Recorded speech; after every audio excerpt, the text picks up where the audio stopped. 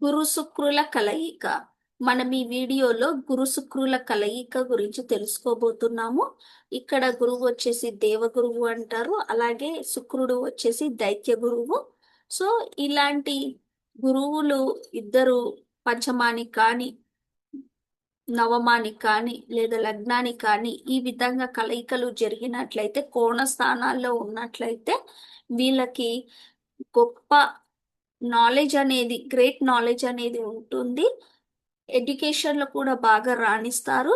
చాలా కంఫర్టబుల్ గా ఉంటారు. వీరి మాట తీరు కూడా బాగుంటుంది. ఎదుటి వారితోని చాలా సున్నితంగా స్పష్టంగా మాట్లాడతారు. ఎదుటి వారికి అర్థమయ్యేలా ఎక్స్ప్లెయిన్ చేస్తారు. ఈ విధంగా మనం చూడొచ్చు.